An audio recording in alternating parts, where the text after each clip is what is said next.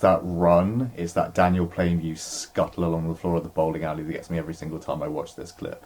Let's watch it again.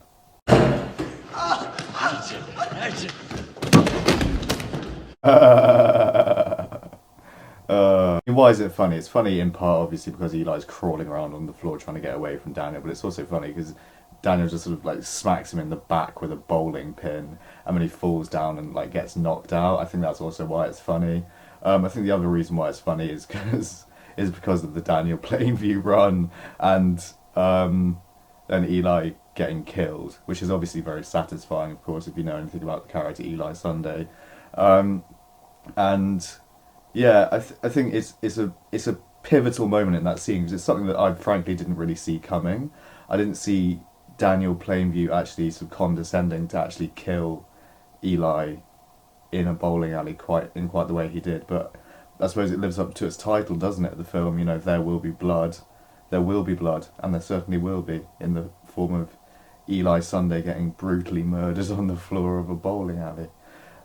So yeah, let's get into this scene, I think, with another clip. This is from early on in the scene, and this is the scene where, equally satisfying, I think, where Daniel Plainview is giving Eli Sunday the dressing down of his life, quite literally. Here it is. It was Paul who was chosen. As he found me and told me about your land just before. Why are you talking I about did what Paul? your brother Don't couldn't. say I this to broke me. you and I beat you. It was Paul who told me about you. He's the prophet. He's the smart one. He knew what was there and he found me to take it out of the ground. You know what the funny thing is? Listen. I paid him $10,000 cash in hand. Just like that. He has his own company now. A prosperous little business, 3 wells producing $5,000 a week. Stop crying, you sniveling ass. Stop your nonsense. You're just the afterbirth, Eli. No. Slithered out on your mother's filth. No.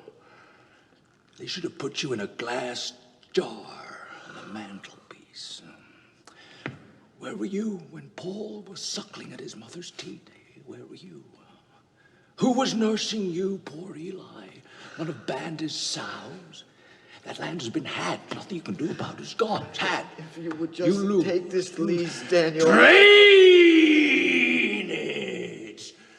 Drainage, Eli, you boy. Drain dry, I'm so sorry. And that bit's about suckling from his mother's teat. Also quite amusing, along with the obvious imagery of Eli being the afterbirth that slithered out of his mother's filth and all this sort of thing. Yeah, I mean, the dialogue is second to none. It's so comedic. It's like so grotesque, I think, in such a phenomenal way. I don't really know how to properly describe it or properly describe why it makes me so happy, but I think it's somewhere along the lines of, you got this snivelling, pathetic little worm of a human being in front of Daniel, and he's like crying and snivelling. And it's a beautiful thing to watch, I think.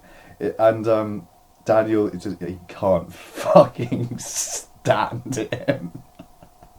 And it's rather an interesting moment to pass between two men, between two characters, I should say, in a film. And it's really quite something. So I think the next thing I want to talk about is like the motivation of the two characters in this. And Eli is, of course, coming around scratching around for $10,000. He's coming to Daniel begging for money. that he's supposedly owed, or that the Church of the Third Revelation is supposedly owed. Daniel, and this is revealed earlier on in the film, is at this point sort of running out of money, I think, and that's a bit telling. So he may or may not have $10,000, which equates to about 120 grand, $120,000 in today's money. He may or may not have that sort of money lying around, which actually I don't know. I don't think that that's possible so much. However, he certainly doesn't want to let Eli win. I think that's very crucial also. So he may well have the $10,000, but he doesn't want to let Eli have that. And then Eli's complaining about his investments sort of going south and all this sort of thing earlier on in the scene. And yeah, exactly. Oh, but the Lord failed to alert me to the recent downturn in our economy, and so on and so forth. And he exposed himself as being a complete hypocrite in the process, obviously. But yeah, I think it's partly that Daniel Plainview doesn't want to let him win, and partly that Daniel Plainview may actually be somewhat short on cash also. That's hinted at in the film earlier on. There's lots of dimensions to this. So, yeah. So moving on with this analysis, I think the next bit of the scene that I want to talk about is the milkshake bit, you know, the famous... And here it is. Milkshake. And I have a straw. There it is. That's a straw, see? Watching.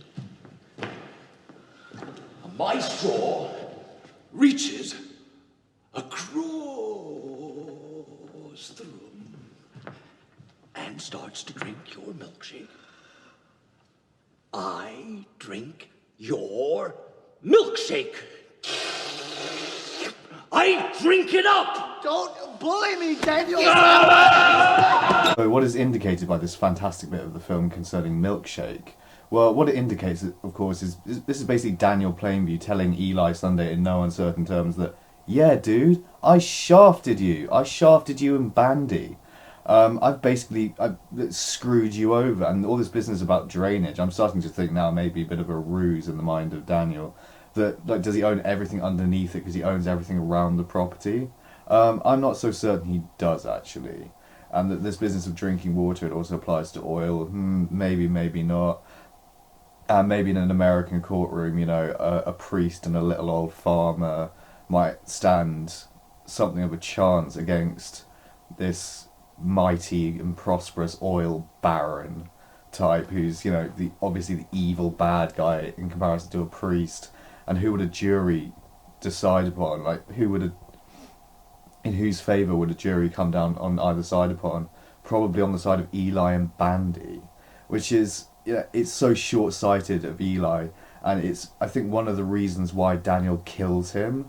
I think one of the reasons why Daniel kills him is because, like, Daniel is sort of seeing that you're so wrapped up in yourself that you can't see that I'm shafting you, and Bandy, and you can't see that you could actually stand to make a lot of money here if you went through the proper channels, and you're just thinking about yourself, and you're a hypocrite and a charlatan and a snake, and you only care about this $10,000, whereas, like, you could be getting substantially more money, possibly even. And it's almost like, why do you come scratching around for this pittance, this $10,000, you know what I mean? It's like that, I think, to some extent. And it's a very, very important thing, a very, very important part of the scene, I think, the milkshake part, because he's explained to me in no uncertain terms, like you would to a child almost. Like, I have stolen from you, basically. And my straw reaches across the room, starts to drink your milkshake. He's admitting it is your milkshake. You know, as I drink your milkshake. I fucking steal from you. No? I mean, surely that's what it means. I mean, maybe my interpretation's off or something of that nature, and maybe I'm not exactly on the right track, and I'd love for people in the comments to sort of point out that I am wrong and how I'm wrong, but I don't think I am. And I think that this business of drainage earlier on in the scene, that is, you know, drainage, that's a bit of a ruse on the part of Daniel. So yeah, I don't know. I think the next thing I'd like to talk about, that's just my analysis of it, I think. But the final thing I'm going to talk about is the final words of the scene. I'm finished. So here goes. Here's the clip.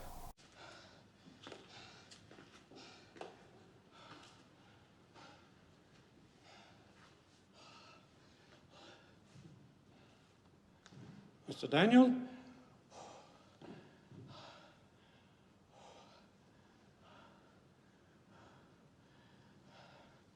I'm finished.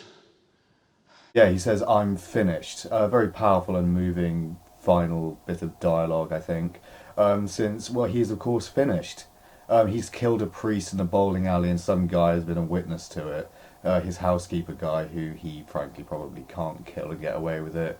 And it's also demonstrated earlier on in the film, sorry, that he has other sort of minders around him now that sort of all know one another, and they probably notice if he tried to kill people around him at this point. And they probably don't care so much about him killing a drifter like the guy who was pretending to be his brother earlier on in the film.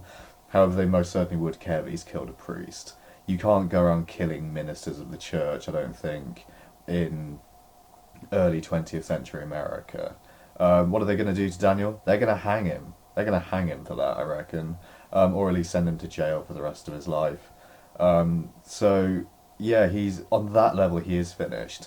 And I know I'm copying a bit of the interpretation here of someone called Critic, or Tom the Critic, I think it is, on YouTube also, who mentions that he might be finished as in he's finished with Eli Sunday, he's finished killing him. Like, he always planned to kill him, but I don't think that that's correct at all. I think that the interpretation on this level is literally like, I'm finished. I'm finished. My life's finished, possibly. Everything I tried to build is finished. He's had his son HW, or his adopted son HW, basically say that I'm glad that I have no part of me in you, and sort of leave him, and his whole idea of family and business going hand in hand is sort of evaporated. And yeah, he is, in a sense, he's finished on that level.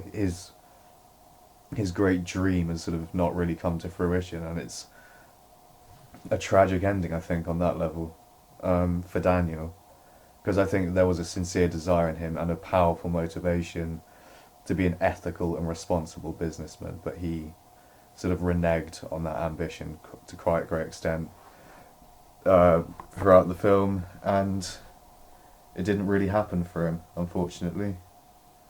And I think that that's the level on which he is finished.